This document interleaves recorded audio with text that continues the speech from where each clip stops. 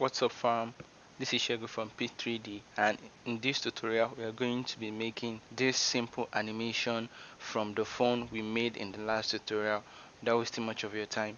Let's get into it.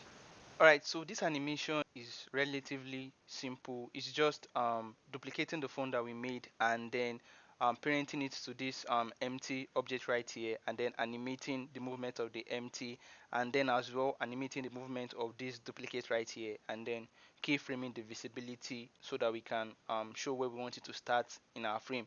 Come to this new scene here. What I've done is I just duplicated the phone. um, I copied rather the phone that we made, and then I pasted it in the new scene.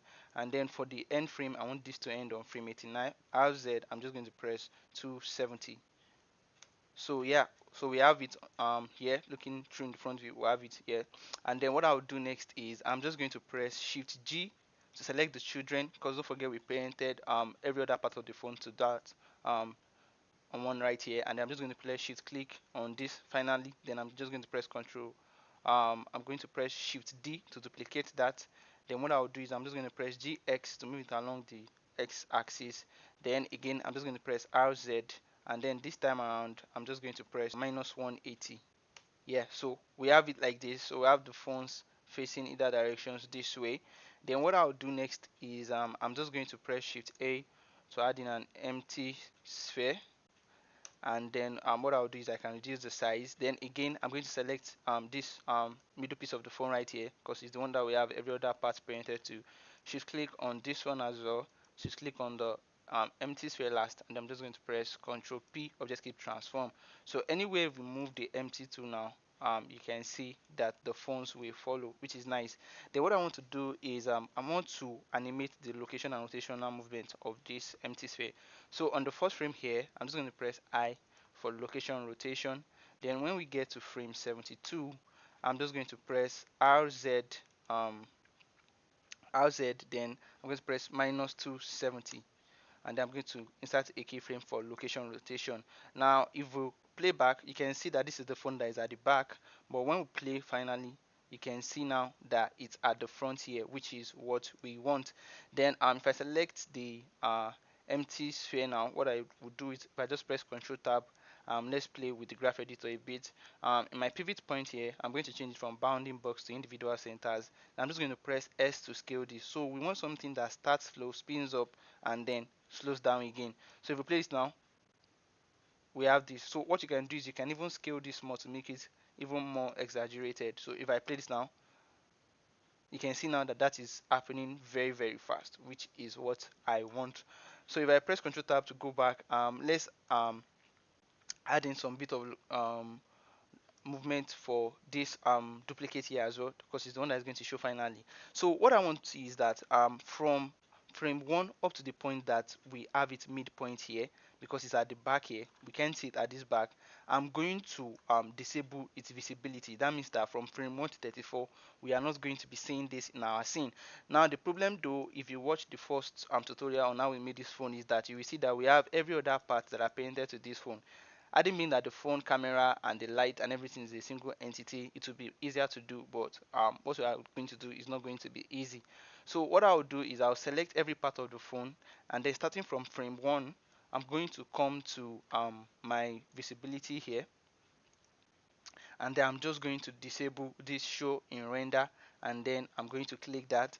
Then when we get to frame 35, when the phone is at the back here, I'm just going to enable that click it show in render. So we're going to be doing this for every part of that duplicate right there. So to make it easy and to not confuse, because we have this other phone right here, I'm going to select this again, press Shift G, select the children, Shift click on it last, then I'm just going to press my slash key to go to my local view. So what we're going to do is we're going to be animating the visibility again. So we've done for this one. Let's do for these two cameras right here. So don't forget, on the first frame, disable it in render. Then when you get to frame 35 here, you want to show it in your render. Again, let's do it for this as well. We're on frame 35, so we want it to show in our render, but on frame 1 we do not want it to show. Nice. Let's do this for the flash as well. So disable on frame 1, but on frame 35 we want it to be visible in our scene. Okay. um let's do for this as well. We want it to be visible on frame 35, but when we get to frame 1 we don't want it to be visible, so I'm going to disable that. So you're just going to do this for every part of the phone, for the slices as well, which is quite tedious. So it'll be more better if the phone is a single entity, but if we do that, it's going to make it jagged. So disable on frame 1, make it visible here. Do the same for this slice here as well. You want it to show on frame 35, but you want to disable it on frame 1. Right, I do for this as well. Disable on frame 1, but when you get to frame 35 we want it to be visible. And lastly, for the buttons, which is right here, not the last one actually, the 3 camera lens, so you want it to show on frame 35, and then you don't want it to show on frame 1. Now I can say lastly, so select the camera, you don't want it to show on frame 1, but you want it to show on frame 35, which is nice. Now after you've done this, you can just press slash to go back to your object view. So what it means is that from frame 1 to 34 we're not going to see this in our scene, but from frame 35 it is going to be visible, and it's kind of nice since it's at the back. It's just going to feel like it's coming from nowhere, which is very very cool. Then the next thing I want to do is I want to add in a bit of movement to this as well, because if you can see from here, you can see that it's starting down, then when you get to frame I think 40, is just coming up and then just going like that. So I think it's from here, so I'm animating it here. So what I'll do again is on frame 1 right here, I'm selecting this duplicate right here. Where is it? This one. What I'll do is I'm going to just press GZ, and then I'm just going to bring it maybe down like that. Don't forget, it's not going to be visible in our scene, so it really doesn't matter. Then I'm just going to press I location this time around. Then when we get to like frame um we know it's going to be visible from frame 30, right? So we have something like this. I think I'm just going to again insert the keyframe. Let's do that again for location. Then finally when we get to like frame 70, 70, I'm just going to press GZ to move this up to this point here, and I'm just going to press I for location. So if we play this now, yeah, you just see it closes up like that, which is what we want. So if I play it again, boom. But you can see that the movement is kind of slow somehow. So maybe what I'll do is if I just check my reference here, so it's starting on frame 40 here, and then it's just moving up like so. So maybe I'm just going to bring this one in closer like this. So let's see that, boom, and then just lights up. This is looking very cool. So maybe what we can do with this as well is just play with the rotation values again. So if I select these two right here, I'm just going to press Control Tab, press my home key, and then still with your pivot point at individual centers, maybe I'll just scale this to exaggerate the movement a bit. So it's just starting and then it moves up like so. Yeah, that's pretty much it. I think that is okay. Then what I'm going to do lastly is I'm just going to add in our camera here. So I'm just going to press Shift A, camera, and I'm just going to press Control Alt number pad 0, and then just bring it maybe somewhere around here. Then press GZZ, or you can hold down your scroll wheel and then just, I think it's called dolly it around like this. So I just want to put it somewhere around here.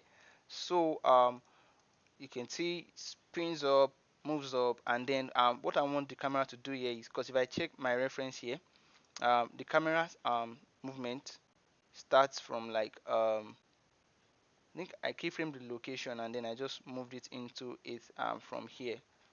Let me press N to close that. Yeah, so camera is on frame 90. So from frame 73, like one frame after this, let me go back. So what I did is one frame after we completed the movement of this MT, it is frame 73 here. I'm just selected my camera and then I keyframe the location.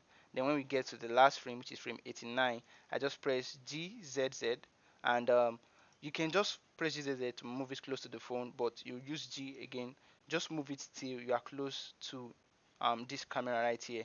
So it just seems as if you are zooming in, so that we can have that transition effect.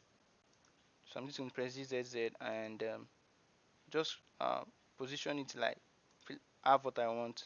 I'm just going to move it inside like this. Then I'm going to press I location. So if we play this now, camera spins, this goes up, and then this just goes into it.